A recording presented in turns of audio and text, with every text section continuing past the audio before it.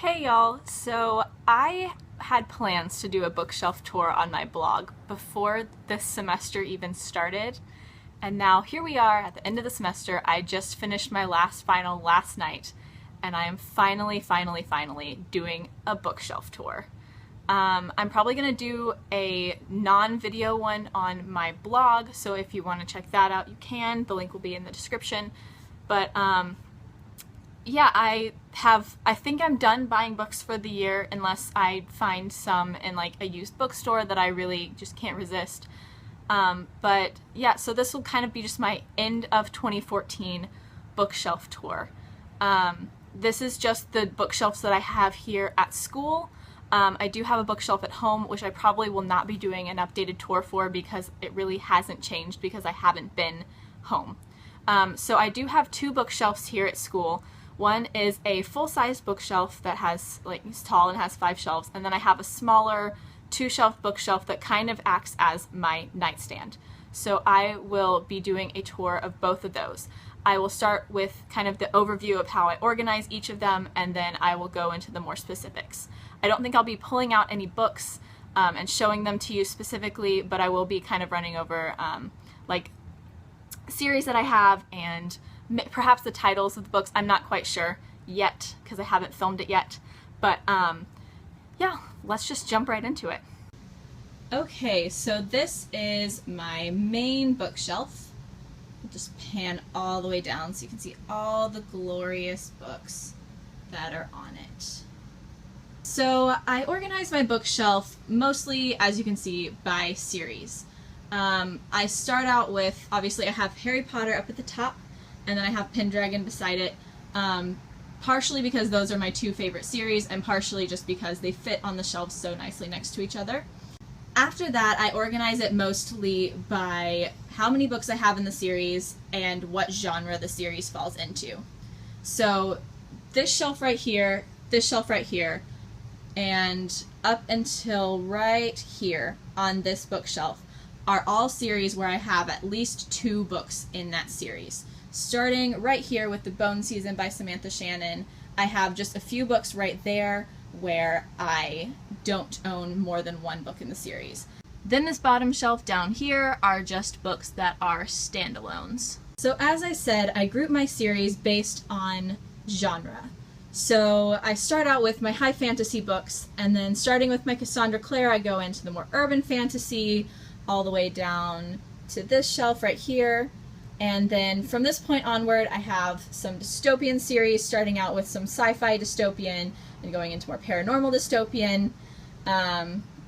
Then down here, I have the more typical dystopian that don't really have paranormal elements, and then into just strictly paranormal with the Miss Peregrine series. And then I have the few books that I have that belong to series, but I only own 1 book in the series.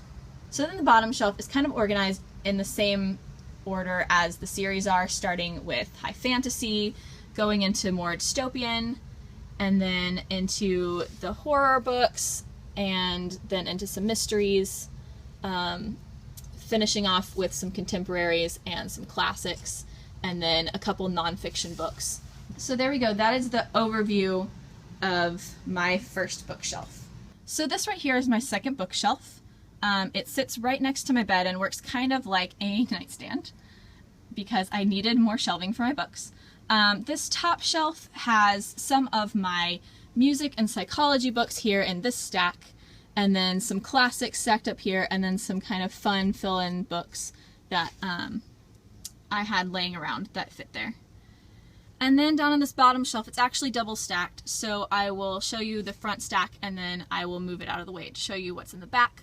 But right here I just have kind of some fun books, and then some, this is actually a Harry Potter ultimate unofficial guide to the mysteries of Harry Potter for the, I think it's the 5th book, so it's just kind of a fun like analysis of Harry Potter. And then I have some of my children's books and some quiz books and a Wreck This journal. And then I just kind of have some spillover from my main bookshelf with some horror novels that I didn't really feel like putting on there and taking up space with. and then some companions to the Pendragon series, as well as one of my personal favorites. It's a Project Runway book, because Project Runway is my favorite TV show. So now I'm going to move these front books out of the way and show you what I have stacked behind them. So behind those books, I actually have my entire Series of Unfortunate Events series, which I would display if I had enough room, but unfortunately I don't have much room in this apartment, so I have to kind of make do with what I have. So I have my Series of Unfortunate Events books, and then I have some spillover standalone books, and they're mostly contemporary. So yeah, that is the overview for this whole bookshelf. Okay, so now I'm going to go into the more specifics of my bookshelf. Like I said, I probably won't be pulling out any books. I might do that with the standalones on the bottom, but as far as the series go, I'll just be listing the series and talking about how many books I have in the series. So obviously, starting with the Harry Potter series, I have all 7 books in the series, and I also have the Tales of Beedle the Bard. Then I have the entire Pendragon series by D.J. MacHale, which is a fairly underrated fantasy series, but it's actually really amazing, and I would suggest it to anyone who really likes fantasy. So then we have some of my high fantasy series, starting with the first 2 books of Stephen King's Dark Tower series. It's very dark, so I will go ahead and pull those out and show you. So there's the first book and the second book. Then going forward, we have the first 3 books of the Song of Ice and Fire series by George R.R. Martin. Next, we have the first 2 books in the Kingkiller Chronicle by Patrick Rothfuss, which are first up on my TBR. I'm really excited to get to these. Then next we have the entire Lord of the Rings trilogy, which I also plan on getting to soon. Next we have the 5 books of the Chronicles of Prydain, which is the series that the Disney movie The Black Cauldron was based upon. I haven't read them yet, but I love the Disney movie, so I'm excited to get to them. Then next I have my Cassandra Clare books. These are not all the Cassandra Clare books that I own, but these are the only ones that I have with me at school. So I have the 3 books of the Infernal Devices, and then I have my copy of City of Ashes and my copy of City of Heavenly Fire from the Mortal Instrument series. And I also have the Shadowhunters Codex and the Bane Chronicles, which I am currently still reading because I haven't had time to read lately because finals. So moving down to the next shelf, I have the first 2 books in the Daughter of Smoke and Bone trilogy, and then I have the entire Percy Jackson and the Olympians series. Next, I have the first 4 books in the Chronicles of Nick. Now we're moving into the more sci-fi dystopians with the Chaos Walking trilogy and the Across the Universe trilogy, which is one of my absolute favorite trilogies of all time, and I would suggest it to anyone who loves dystopian or sci-fi because the world is so interesting. Next we have the Shatter Me trilogy and the novella Unite Me. Next we have the second and third book in the Uglies trilogy by Scott Westerfeld. Moving down to my 4th shelf, I have the first 2 books in the Lunar Chronicles, which I do plan on getting Crest soon and marathoning the books that are out of that trilogy, or the series so far, because it's going to be at least 4 books, I think. Next, I have the Hunger Games trilogy, which I still have not read, but is on my TBR for before the end of the year, so hopefully I will get to that, and I will not be so far behind. Next, I have the Divergent trilogy, plus for the collection of novellas. Next, I have the first 2 books in the Miss Peregrine's Home for Peculiar Children series. So next we move into books that are part of a series, but I only have 1 book in that series. So we're starting with The Bone Season by Samantha Shannon, which I read last month and absolutely loved. So I'm really excited for the sequel, which comes out next month. Next we have Ruins, which is the second book in the Pathfinder series by Orson Scott Card. I would have bought the first book too, but it went off of Book Outlet right as I bought Ruins. So I just have the second book, and I will be getting the first book soon. Next we have Mistborn, the first book of the Mistborn series by Brandon Sanderson. I have not started the series yet, but I hear great things from Reagan from Peruse Project, so I'm really, really excited to get into that series because it sounds like my cup of tea. Next we have The Rook by Daniel O'Malley, which is the first book in its series. I'm not sure what the series is called, but the second book comes out in June, and I'm really intrigued because it's a fantasy dystopian.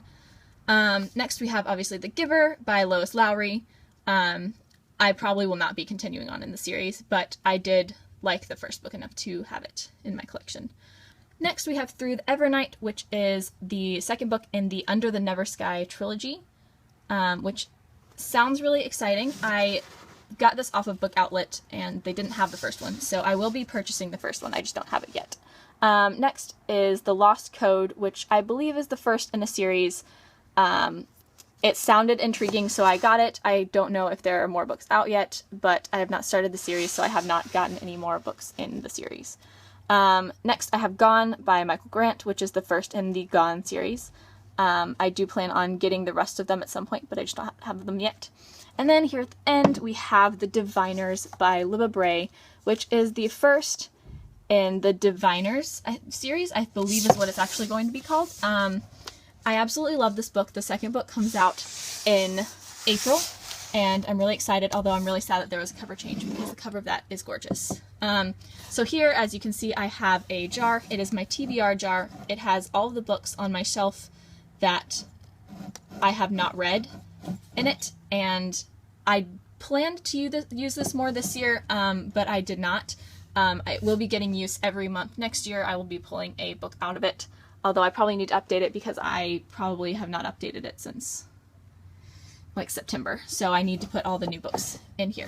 So yeah, my TBR jar. So now we're down at the bottom of my bookshelf. I was going to pull them out and show them to you, but I realized it was actually super dark down here. So I'm just going to point to them. So first we have The Princess Bride by William Goldman, which is actually the only book where I like the movie better, because I saw the movie when I was 9 and it's an all-time favorite. Vicious by V.E. Schwab, Ready Player One by Ernest Cline, which is a new favorite. A Clockwork Orange by Anthony Burgess, More Than This by Patrick Ness, Infinite Jest by David Foster Wallace, which I really want to get to next year, but I mean, look how big that is. I'm kind of terrified. 172 Hours in the Moon by Johan Harstad, Carrie by Stephen King, Horror Store by Grady Hendrix, The Book Thief by Marcus Zusak, Gone Girl by Gillian Flynn, No One Else Can Have You by, what is your name? Kathleen Hale, 10 by Gretchen McNeil, which is a kind of retelling of And Then There Were None by Agatha Christie, which is my all-time favorite standalone. I love it. It's beautiful. I've read it probably like 15 times. Next we have 13 Reasons Why by Jay Asher, which is another of my all-time favorite standalones. Fangirl by Rambo Rowell, All American Girl by Meg Cabot, The Fault in Our Stars by John Green, which is signed. So that is really awesome. Where's the signing? Come on. There we go. So yeah, it's a signed copy, which I think is really awesome. The Perks of Being a Wallflower by Stephen Chbosky, 1984 by George Orwell, Brave New World by Aldous Huxley, The Wizard of Oz by L. Frank Baum, Black Beauty by Anna Sewell, This Is Your Brain on Music by Daniel Levitin, and Unsaid Things, Our Story by McFly, which is my favorite band. Look at them. So yeah. Also, I forgot to show you that my copy of The Diviners by Libba Bray is also signed. I did buy it online, so obviously my name isn't Nellie, but it is signed, which I think is really cool. I actually got it really cheap off of Books A Million, and it's in great condition. So yeah, I do have a signed copy of The Diviners. Okay, so now I'm going to get into the more specifics of my second bookshelf. So this pile, like I said, is all of my music books and my psych books. Starting with music books on the bottom, Nothing Feels Good by Anthony Greenwald, which is kind of a book about punk rock and emo music, which is my favorite, and I haven't read it, but it sounds really interesting, especially from an adult's point of view. Listen to This by Alex Ross, and The Rest is Noise by Alex Ross, both of which are kind of music history books. This one is specifically aimed towards 20th century art music composers, which is one of my favorite genres of classical music. So I'm really excited to get to this one. It's high on my TBR. Musicophilia by Oliver Sacks. The World in 6 Songs by Daniel Levitin. No Brow, which is actually not a nonfiction, but I put it here because it's a psychology-based book. Quirkology by Richard Wiseman. Choice Theory by William Glasser. And You Are Not So Smart and You Are Now Less Dumb by David McRaney. And also Music by Nicholas Cook. So these right here are the more psychology books, and from here down are books that are either about music or about music and psychology. So beside those books, I have some classics. So Animal Farm by George Orwell, Evil Under the Sun by Agatha Christie, Frankenstein by Mary Shelley, Anthem by Ayn Rand, Lord of the Flies by William Golding, Fahrenheit 451 by Ray Bradbury, and To Kill a Mockingbird by Harper Lee. Then, like I said, beside those, I have, this is like a 5-year journal where it's a Q&A a day. It asks you a question, you answer it every day for 5 years. I was doing really well with that for the first half of the year, and then I got lazy, so I need to get back on that. And then this is the Lexicon of Stupidity, which my roommate gave me for Christmas last year, and it's the best thing ever. It's just people being stupid. And she knows how much I like laughing at stupidity. And then she also got me In My Humble Opinion. It's a journal about venting about people, which she gets me. She understands me. Then on the next shelf, I'll start with the ones that are in the front. Like I showed you earlier, I have the Project Runway book, and then I have Asylum by Madeline Rue, and then I have Anna Dressed in Blood and Girl of Nightmares by Kendar Blake. I have Sweeney Todd. It's got the movie cover, but I'm not sure. I think it's like writings from when it was first written.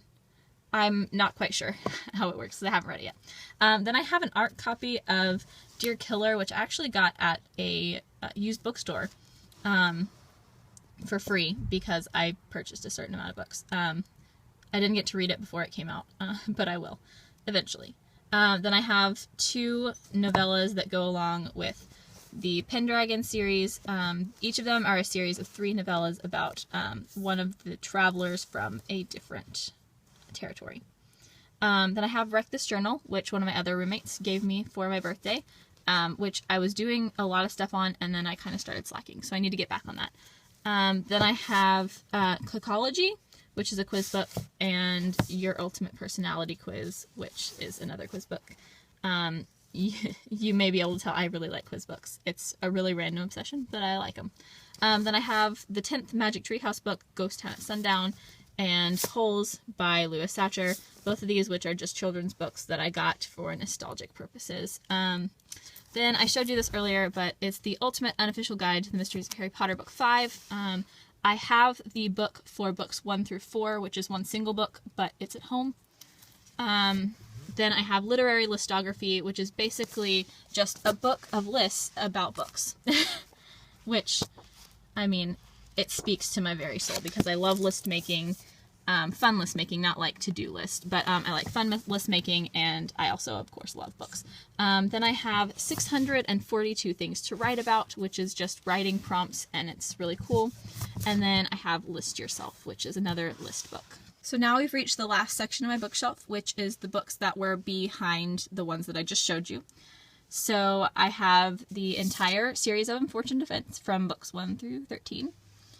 And then I have my collection of random contemporaries, Mr. Penumbra's 24-Hour Bookstore by Robin Sloan, One Day by David Nichols, Speak by Laurie Halse Anderson, If I Stay by Gail Forman, You Have 7 Messages by Stuart Lewis, and Memoirs of a Teenage Amnesiac by Gabrielle Zevin. So that is my entire bookshelf tour for both of my bookshelves that I have here at school. I hope you enjoyed this. I really enjoyed making it. I always like seeing other people's bookshelf tours and seeing how they organize their books, so I hope that you found my organization interesting. I feel like it's a fairly typical form of organization, but I don't know, maybe you thought it was cool. If you want to check out my blog, link is in the description. Thanks for watching, bye!